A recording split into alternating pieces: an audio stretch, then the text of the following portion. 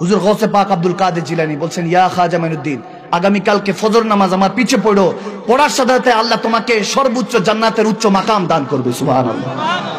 তুমি খাজা মাইনুদ্দিন চিশতি বলছেন, হুজুর আগামী কালকে ফজরের নামাজ যদি, এটা খাবের কথা বলছি, আলমে আহুতি, এটা তো নাসুতি দুনিয়া, এগুলো বুঝবেন না, শুধু ইশারা দিয়ে বুঝে যাচ্ছি, বুঝার চেষ্টা করেন।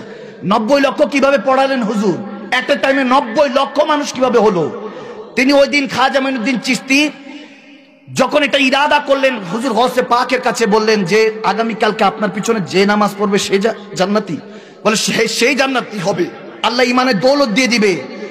আর যদি এটা কাউর কাছে বলো তাহলে সে জাহান্নামী হয়ে যাবে, এটা কাউর কাছে বলা যাবে না। তিনি এসে 90 লক্ষকে বলে দিলেন। সুবহানাল্লাহ বলেন। তিনি 90 লক্ষকে বলেন যে আগামী কালকে হুজুর গৌসে পাক আসবেন, তোমরা মসজিদে নামাজে ফজর আদায় করো।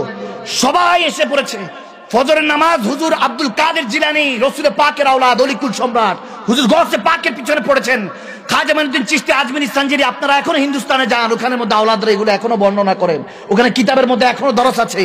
ওই দিন খাজা মাইনুদ্দিন চিশতি 90 লক্ষকে দাঁড় করিয়ে দিলেন, আর চোখের পানি বলতেছেন, ইয়া রাসূলুল্লাহ, এতদিন চিন্তা করেছি, আল্লাহ যখন আপনাকে মেরাজ রজনীতে আওয়াদানাতে নিয়েছেন, আপনি জিজ্ঞেস করেছিলেন, আল্লাহ সমস্ত কিছু খালিক ও মালিক তো তুমি, তোমার কাছে কি এমন কিছু আছে যেটা তুমি আল্লাহর কাছে নাই?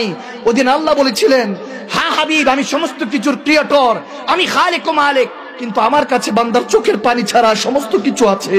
ওদিন থেকে হুজুর রাব্বি হাবলি উম্মতি বলে উম্মতের জন্য চোখের পানি শুরু করেছেন কান্না করা, আজও কাঁদছেন।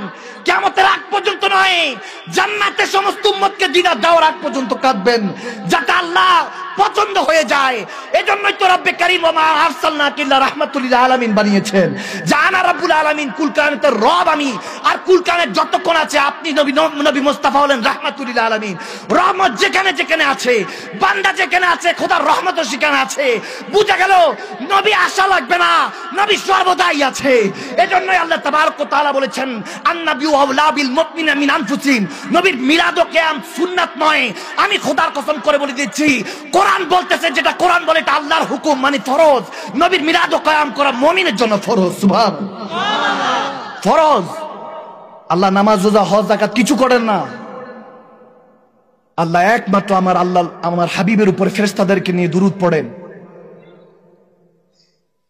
সব সময় তো শুনেন, ইয়া আইয়ুহাল্লাযীনা আমানু সাল্লু আলাইহি ওয়া সাল্লিমু তাসলিমা। তখন গিয়ে মুমিনকে বলেছেন সালাত পড়ো, সালামও দাও। ওই তাফসীর করতে গেলে আপনাদের অনেক সময় লেগে যাবে, হয়তো বা আধা ঘন্টা 1 ঘন্টা পার হয়ে যাবে, ওদিকে যাব না। আমি শুধু বলতে চাই, ভাইয়ের আমার, ওই চোখের পানির ঋণ শোধ করতে হবে, নবীর আসমানে লাজ রাখতে হবে। আমার